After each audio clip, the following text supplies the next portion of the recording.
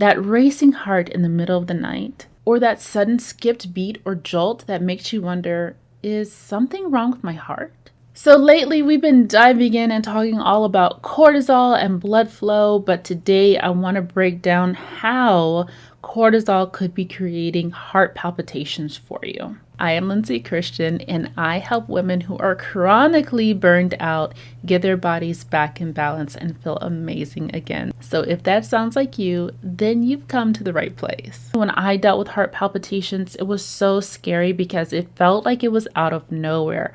I remember being in the middle of sleep and being woken up by my heart racing and just feeling like this jump, and I'm like, oh, and it felt so uncomfortable.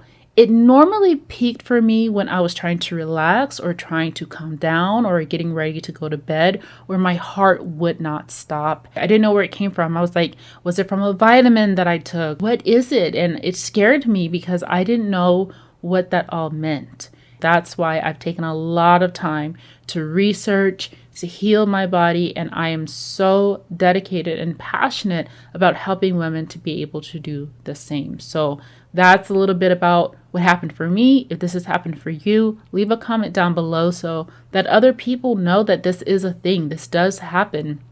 That burnout is not just about being a little stressed, how it really impacts our bodies. So let's break down what's actually happening underneath the surface. And we know when we're dealing with burnout, we're dealing with chronic cortisol. That means cortisol is pumping through our bodies.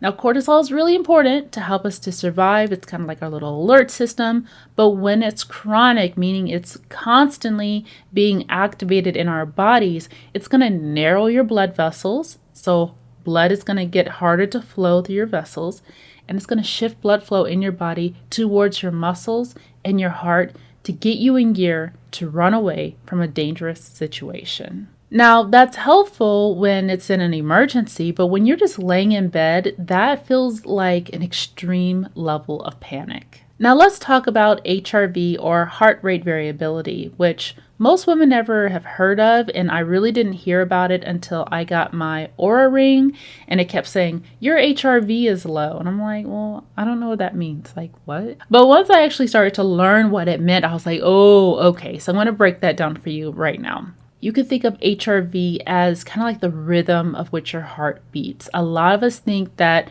our heart just beats the same way, like a clock ticking, but it actually will adjust. So it adjusts to what we're going through. If we're in a stressful situation, then your heart rate is going to increase. It's going to be a little bit more predictable patterns. When you're nice and relaxed, the heart is going to start to slow down. So your heart rate variability is supposed to be very flexible. It's supposed to be very reactive to what is going on in your life. We want our heart to calm down when we're calming down. We want the heart to speed up when we need it to speed up. Not where it's like our foot is stuck on the gas and we can't take it off. That's essentially what's happening when cortisol is wreaking havoc in your body.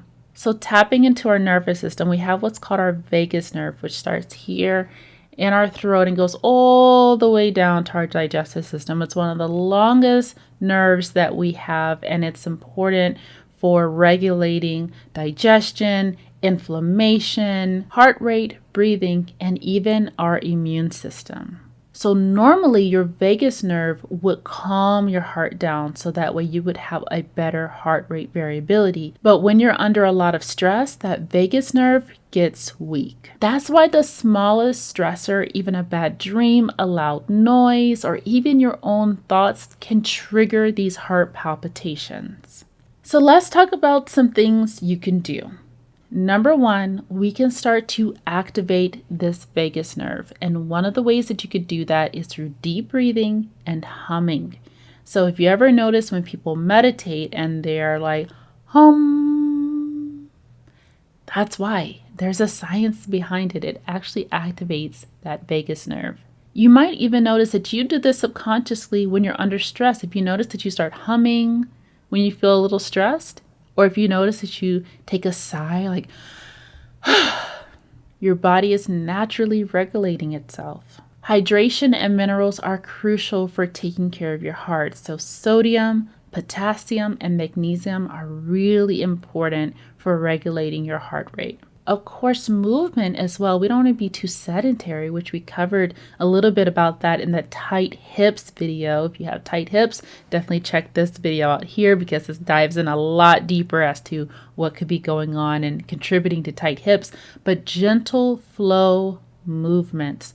So exercises like Pilates, walking, stretching, even hula hooping are great for lowering cortisol and regulating your heartbeat. There's a lot of exercises that spike your cortisol. And that's why if you struggle with seeing progress being made when you're doing certain exercises, you're probably spiking your cortisol and completely sabotaging your progress because cortisol is going to contribute to more weight gain as well.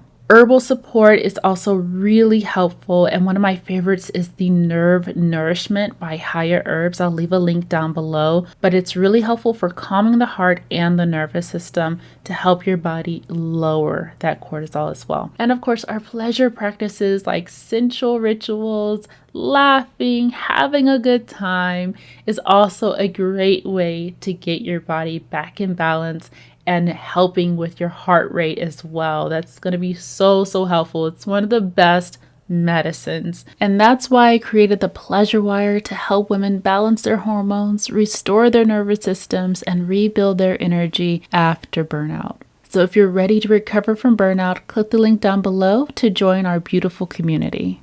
If you learned something new or if this video resonated with you, then definitely like, comment, subscribe, and share so other women get notified and are able to learn why their heart rate is pumping in the middle of the night. They may feel really scared, so they need to know about this information.